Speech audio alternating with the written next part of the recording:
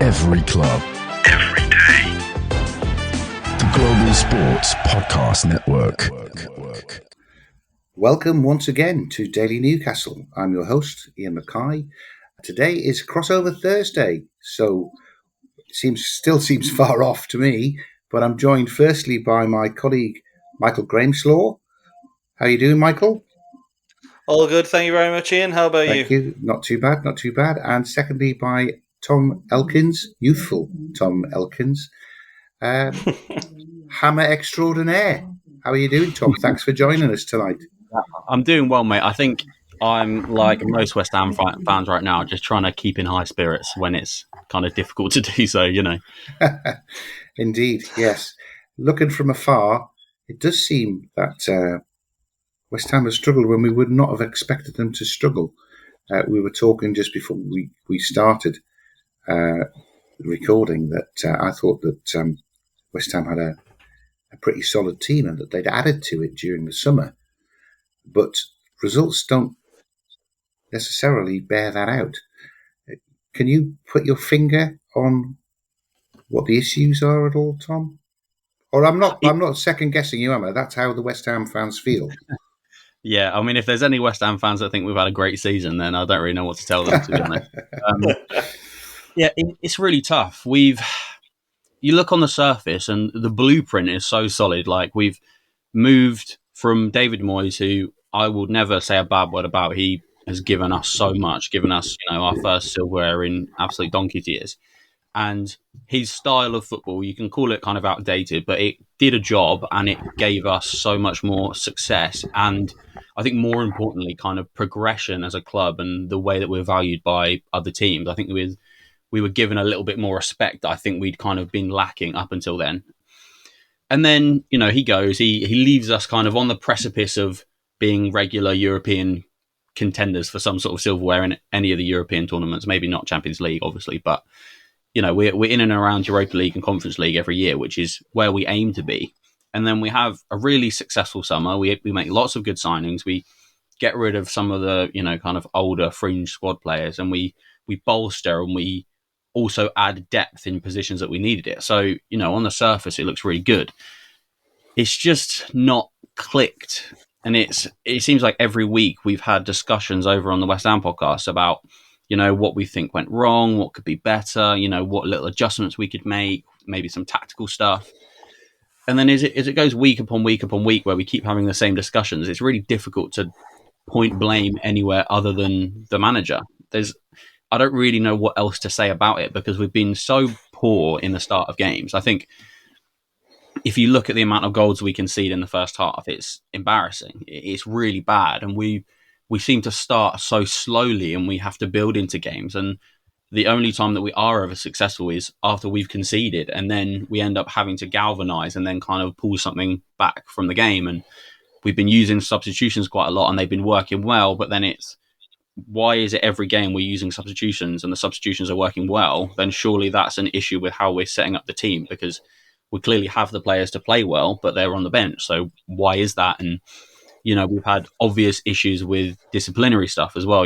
There's been 2 sending offs recently, that one of them, the Kudos one, that's been extended, which I think is a bit of a shock, to be honest, why it's been extended. Like, I understand why it's a red, but to extend it by another 2 games to me seems very harsh, but there's not really a lot you can do. So yeah, I don't know. There's a lot of stuff swirling around that you can maybe point as a factor, but overall it has to come down to Lopetegui.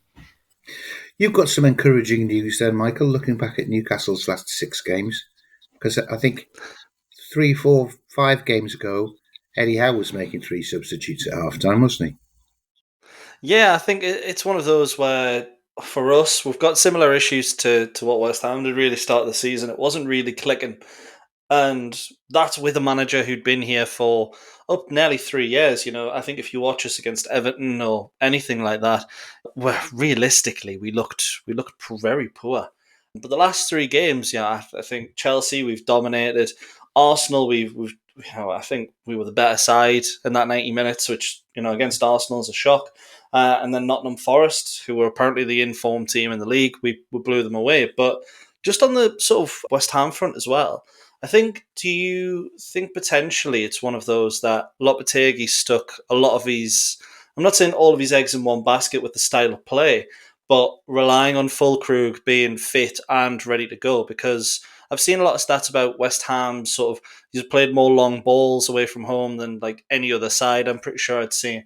And then when I do watch, is Antonio has the ball holding it up for a long period. So you'd think Somerville, the amount of money that's come in for, you'd have him, Perketa, Kudos, Bowen, all sort of running off him. Do you think that was maybe the intent at the start of the season and that's what you've wanted to do? But realistically, Antonio's not the same player that Fulkrug is, so maybe that's why you've struggled?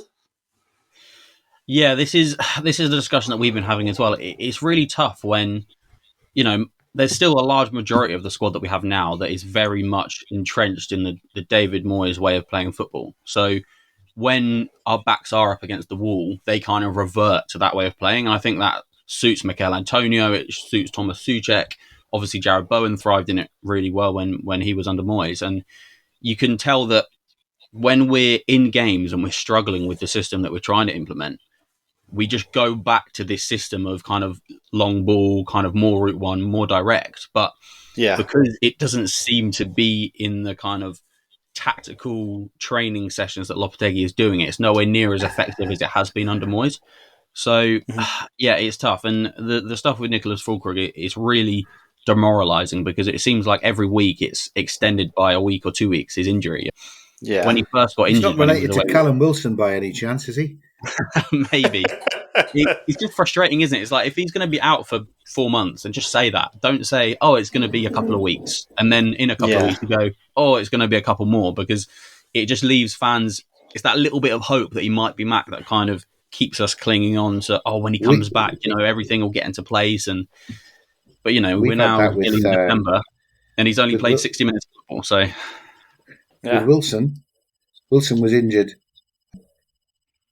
in pre-season training. He was fit for pre-season, wasn't he? But he got injured training for the first pre-season friendly. We still haven't seen him. Wasn't great. We still haven't seen him, and this ludicrous stuff comes out that he's not injured. He's just not ready. What was it they said 2 or 3 weeks ago, Michael? To be honest, it's about that. Yeah, I think it's one of those where they were saying he's not match fit because he can't sprint, etc. But he's not injured enough that you could say, he wouldn't be able to play. So it's an odd one. It's very likely, muscle related in that stage. He's getting to the latter stages of his career, just won't be able to do what he did as a youngster. But yeah, I think we saw it again with Harvey Barnes as well last season. I mean, Harvey Barnes' toe injury went on for 4 months, and I can't remember who it was this season. We've just had someone who's had a toe injury and they've come back in 2 weeks. And Alec at the Isak start, broke it his sounded toe. exactly the same. Yeah, it was Alec exactly. Isak broke his toe. It was. Yeah, so it just goes to show, it's weird. Yeah. Yes, excellent.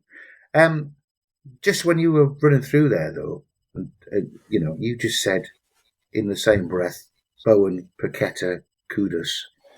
How on earth are West Ham struggling?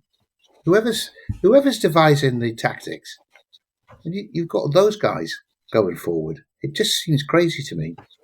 I mean, I think all three of those are playing against West Ham if they're in Newcastle's squad. You agree, Michael?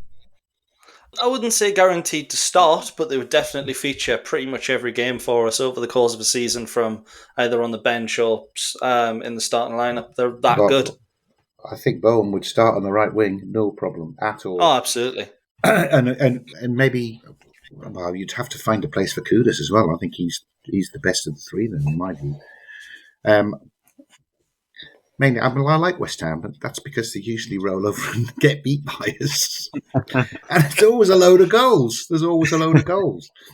Look, that's a little bit of an insight, if you like, into West Ham's trials and tribulations at the start of this season. I still think at some stage it will turn the way it turned for us 3 or 4 games ago, and then West Ham will go on a run, and these guys will be able to show just how good they really are. He is hoping it's not on Monday night when it starts. Anyway, I'm going to pause there before we go into the second part. Michael, you have a message from lovely Zencastr, I believe. I do indeed. Here at the Global Sports Podcast Network, we spent a lot of time selecting our delivery platform. Zencastr came out a clear winner. With 4K video recording from your phone and AI editing that automatically removes all those ums and ahs, it's super easy to start a podcast that sounds great and is delivered efficiently. If you're ready to tell your story, check out the link in the show description to learn more about Zencastr. Good work, Michael. That's the new one as well, so we're complying with the rules, at least this time. So, Newcastle in 8th, on a good run of 3 straight wins, play West Ham at St James's Park under the lights on Monday night. We're feeling confident, I think that's fair to say. We've had one or two podcasts where we've discussed how that game is going. But I've already touched on a number of really scary players in that West Ham lineup that I'm concerned about. But tell us, Tom, who is it that we should be looking out for in current form that is going to be the ones that you're looking to do us some damage? Well, I think you've hit the nail on the head with highlighting Kudos and Bowen. You know, obviously Kudos isn't going to be playing this game because he's still... Yeah. But he is, I think last season he had the most successful dribbles in the league by a very large margin. Yeah. Yeah, and his ability to take on a man, I think, is second to none. But obviously he's not going to be there. But his understudy in Crescencio Somerville is very, very good. He's looked so promising for us. He was the championship player of the season last season, and in the first few games of the season for us, he didn't feature too much because, it's really difficult to displace Kudos. But with Kudos being suspended, he's filled those shoes really nicely. His style of play is quite similar. He likes to take on a man, and something that's really struck me about him is how determined he is. He's not a huge guy, but his kind of tenacity to try and keep the ball, and as soon as he loses it, trying to win it back, I think it's really encouraging when your team's going through such a poor spell. It is good to see players coming in and fighting for their place, and when they do get the opportunity, they're really trying to take it. So that's really promising from a West Ham point of view. And then, on the other side, Jarrod Bowen. I don't really need to say anything about Jarrod Bowen. I think he's criminally underrated. I know people say, oh yeah, he's good, but he is unbelievably good. He just scored a goal for England with basically his first touch. I think it was his first touch. It was excellent. Straight off the training pitch. Unbelievable. And I think the thing that strikes me about Bowen is he's not really quick and he's not really strong and he's not really technical, but he's so direct. When he gets the ball, he just wants to try and he beats a man, he makes a decision and he cuts in on his left foot, and the kind of cutting in from the right on his left foot and curling it in the top left corner of the goal, I think is something we've seen so often. So if I was you guys, that's the one thing I'd be really wary of, is the giving our wingers time on the ball, and when they have the opportunity, they're so able of kind of creating stuff. I think Jarrod Bowen specifically, he seems to be involved in basically everything positive that we do. His goal and assist numbers this season haven't been huge, but it's kind of difficult when you're in a struggling team. Yeah. And he has also been such a good source of kind of positive creativity for us. So yeah, I'd say he comes down the right by and large, doesn't he? Yeah. So that will put him up against Lewis Hall, which will be a hell of a battle to watch. Yeah, definitely. Incredible, yeah. Really good battle. Not Dan Burn this season, which is who Bowen was facing last year, and probably why West Ham went 3-1 up after an hour. But there you go. We all know what happened in the last 20 minutes. Harvey Barnes will be on the bench again in reserve, just in case we need him. What about you, Michael? Have you got any particular other player? Or what I was going to say about Somerville, I think he was on our shopping list at the start of the summer as well, wasn't he? Because we were in the market for a lot of people's wingers. And we looked at him, although I fancied Monto rather than him from Leeds. Well, I think he still will make a breakthrough and come into the Premier League at some stage. One thing you might not have known, but we have heard this from Steve Bruce a number of times.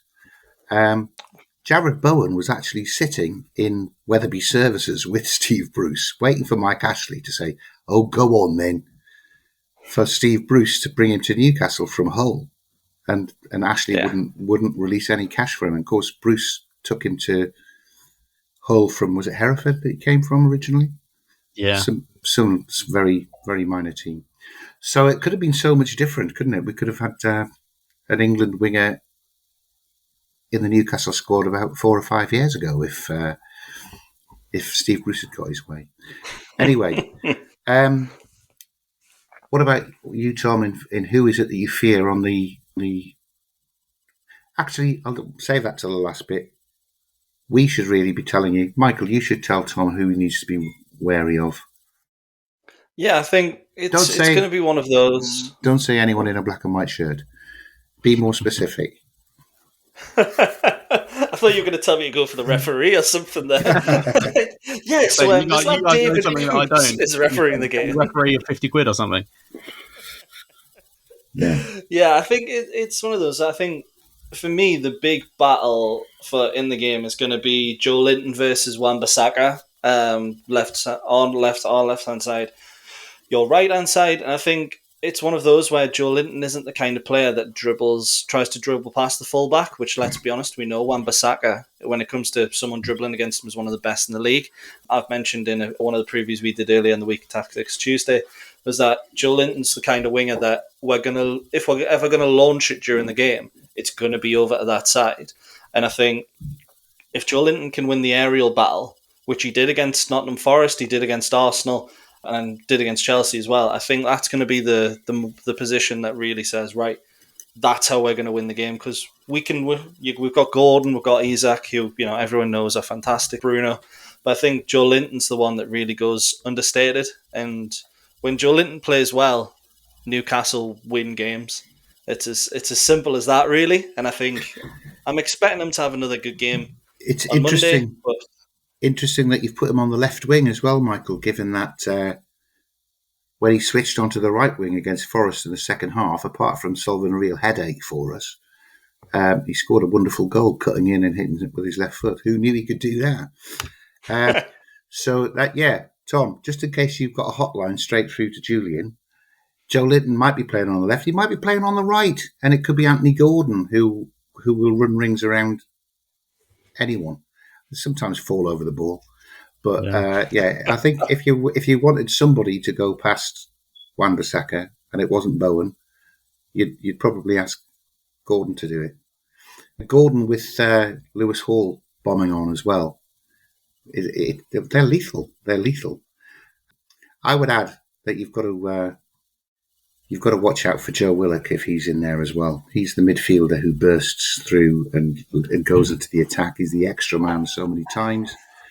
And developing some sort of telepathic relationship. We saw it with Isak a year or two ago. He's now got a brilliant relationship with Joe Linton if Joe Linton is on the left. And let's face it, if he's got Hall and Gordon to play with, then they look very confident and very easy to play with as well. I think it'll be a tough afternoon for West Ham unless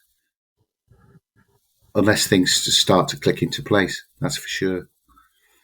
I'm going to break slightly early there and ask Michael to do us our GSPN advert, if you don't mind. Not at all. This podcast is part of the Global Sports Podcast Network, the only network bringing you exclusive daily news and views on your Premier League team, the Premier League, women's football, and fantasy football. A unique listener experience that puts fans first, bringing you the very latest breaking news from your team. Subscribe wherever you get your podcasts and make us your first listen every day. Global Sports Podcast Network, every club, every day. Excellent. Thanks, Michael. So, Michael, how are we going to line up first? Oh, to be honest, I don't think we'll be, other than Dan Burn for Lloyd Kelly, which is a forced change, unfortunately, with Dan Burn picking up that yellow card against Forest. I don't think we'll change anything. I think we'll start off with Joe Linton on the left, Gordon on the right, which up against Wan-Bissaka and Emerson is probably my preference. And then at the same time, I think midfield three will be Willock, Bruno, and Longstaff, so no space for Tonali just yet. And then, as you mentioned, Livramento and Hall will be the fullbacks. I've mentioned Kelly will partner Fabian Schär. And of course, Alexander Isak will be up top. Yeah, I don't think there'll be a lot of change from that. One or two of the changes that we might have, of course, we're hoping that on the bench, strengthening our bench will be firstly Kieran Trippier. That's That's kind of promised, and Callum Wilson is meant to be back after this international break. So maybe Callum He's got Wilson another toe injury. It's fine. will get on the bench, will come on, and you will know, Tom, he scores against West Ham every time he plays against them. One of his favourite teams. Although Michael's got a brilliant stat about Alexander Isak, haven't you? Yes, I haven't got it in front of me, but Alexander Isak has scored more goals against West Ham than any other club in his career, despite only playing his 3 times. And there are clubs he's played like 5 or 6. So Does excellent. not bode well, does it? No, Tom, but got to stop sometime. How are West Ham going to line up, do you think? Can you predict it? I think you can, to be honest. I think especially when we've got a couple of suspensions, it makes the selection choice a lot easier. I think it'll be Fabianski in goal. He's been preferred in goal over the past few games. He's played really well. And, when we played against Everton recently, he was outstanding. And I know Jordan Pickford was as well. It's really depressing when the 2 goalkeepers are probably the best players on the pitch. And then it'll be back 4. We'll have Emerson as our left back, Aaron Wan-Bissaka at right back, like we mentioned earlier. And it should be Kilman and Todibo as the centre-backs. I really like that partnership, actually. I think it's a really good balance of kind of commanding, big physical presence in Kilman with a kind of more, still physically imposing, but more agile, more kind of aggressive, physical Todibo. So far it hasn't been amazing, but I think it will improve. It just has to give, you have to give these things time. Of course. And then it'll be I think we'll probably play a 4-2. We'll play with 2 DMs, and then there'll be someone that's slightly further forward, and then there'll be a front 3. So with our 2 DMs will be Souček and Rodriguez. That's been preferred since Edson Alvarez has been suspended. Obviously, Thomas Souček, I think, is someone for us, like you mentioned with Willock, kind of a midfielder who makes late runs and kind of pops up in really obscure places and finds himself on the score sheet quite regularly. So yeah, I think he's definitely someone to watch out for, especially on set pieces. I think that's someone we might be really strong against you guys because physically we're so imposing. I think especially when you look at the size and the strength that we have in the team with the players that we've got, it's really promising. And then in the hole, it'll be Perketa. This season hasn't been great, hasn't really come alive like we know he can. But on that same kind of trail of thought, if he does switch it on, which he can quite easily, he is really difficult to play against. And you can see why City worked so hard to try and sign him in the summer because he's just got that little bit of magic that is sometimes just impossible to play against. Yeah. And then sorry to interrupt on him. Have you got an update on his situation with his betting thing? I don't know. It's complicated. It's really complicated. It seems like every month or so there seems to be some new revelation about something that he's done or something that one of his family members have done that just make the situation more complicated. I think the most recent thing was that he threw away a phone that had been given back to him after it had been investigated, but he shouldn't have thrown it away because they wanted to investigate it again, but he didn't know that because he thought they'd already investigated it once. So I don't know what you're supposed to do with that or how you're supposed to put any sort of time frame or potential punishment for it. No idea. But I don't think it's going to be anything this season. I think it will definitely take time. Like these things tend to do, that they take time to get resolved. So, of course, hopefully this season it's not too much of an issue for us. If he'd signed for Man City, they could have had their lawyers tie the thing up until after he'd retired. Yeah, it would have been all right, wouldn't it? But there you go. Sure, they could have done. Perketa, of course, a Newcastle player and best mates with Bruno. Yeah. That's going to be interesting. Those two together. I think that'll be a fighting battle. Actually, they don't seem like guys who will pull punches against their mates. I think they'll probably go in harder, which you quite like. There is no love lost between them when they're playing each other. Remember exactly. That. Like to see. So then you've got a front 3 which won't have Kudos in it. No, it will not. Unfortunately, I don't know what you guys think about his ban getting extended, but I think it's very harsh. Like, obviously, what he did, you class it as violent conduct, but he's not actually swinging for the guy. He's just pushing him away, and he's pushed his face away. But it doesn't seem like that needs to be a ban that's extended. I don't know what you guys think about that. Yeah, I personally, I didn't think it needed to be extended. I thought the original ban was fair, but we saw Fabian Schär red carded for literally not even touching Ben Barrett and Diaz with his head. So I get sort of why it's been suspended, but I think from a West Ham point of view, I sort of looked at that game and I said to a few friends, I was like, look, I don't watch Kudos on the daily, but it looks like he's given up. And I don't know if it was one of those where, because he tried dribbling past players so much, and he tried to just make it happen. It looked like on his own. So I don't know if that was maybe the reason why, and he looked frustrated, but it didn't look good at all for him or West Ham. And you'll see him a lot more than I do. I assume he's not like that most of the time, but it just seemed like one of those where, let's be honest, it was stupid, but I don't know if that's his character or if it was just a spur of the moment thing. What do you think? Well, it's difficult, isn't it? I think especially when your team is going through such a frustrating patch, he is someone who is such a creative force for us. And I think it just comes down to the general frustration in the dressing room because, having 2 red cards in pretty quick succession isn't really something that you'd expect. And it's not really something that we're used to at West Ham. We don't tend to get a huge amount of red cards. Maybe we have slightly in the past, but these days we've been a lot kind of more well behaved, you could say. Yeah, I don't know. He is someone who is very passionate, and I don't think you get the amount of kind of take on dribble numbers if you aren't really giving it 110% all the time. Because to have the kind of audacity to try and dribble past someone and do it successfully as many times as he has to have that little bit of bite in him to think that he can beat a man. Yeah, I don't think it's anything long term. I think it just is frustration, and I feel like a lot of the players are feeling the same, and the fans are feeling the same as well. It's frustration at why is it not working, because there's no one factor that is wrong. So it's so many fingers being pointed and so many people being like, what's going on? Why are we doing so badly? Why are we doing so badly?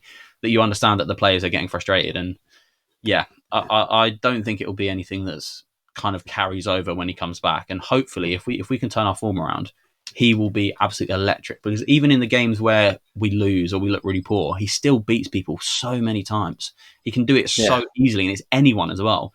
Like when we played Man City at the end of last season, he was absolutely ripping their players apart, and that's a team that had done amazing things that year. So yeah, I don't think it's anything long term, not particularly. Yeah, I hope not. So you finish with Bowen and Somerville on the wings, and Antonio the arrowhead. I don't know if I'd call him an arrowhead these days, to be honest. More of a cannonball, I would have said. More of like a big club just being thrown at someone. I think that's what I describe it as. Excellent. I love Mikel Antonio so much, but his legs just aren't what they used to be, and he really struggles to play a full 90 minutes. And this we've been talking about on our podcast. Danny Ings has come on so many times and provided, and he's someone that is genuinely working really hard to get on the pitch, which as a fan, that's what you want. And I would so much rather start with Ings, like a seasoned veteran, scored so many goals in the league, get him to about 60 minutes, and then bring Antonio on as more of an impact player, and we can have a more kind of concentrated, aggressive version of Mikel Antonio who plays against tired centre-backs. Because on his day, he's so difficult to play against. He's so unorthodox in the way that he plays. And he, like, physically, he can take on any centre-back. I would back him in a one-on-one, especially when he's backing into the defender. The way he rolls a centre-back and just smashes it in is a work of art, I think, when it happens. When we use him from the start, paired with the fact that we're starting so poorly, he just ends up running, just pressuring the whatever team we're playing. Yeah. And then by the time he gets to half time, he's just kind of lost that edge. And then after that, it's just a bit depressing. And then you're waiting for the subs to come up. So yeah, I don't know.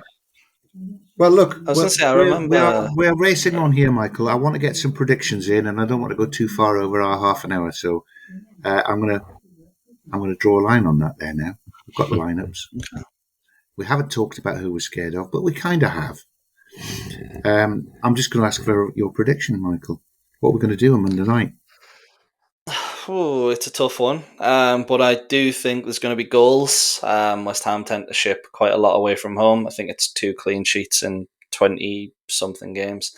At home, we haven't been fantastic, but we'll start to find a run. So I think I'm going to go 3-1 to Newcastle.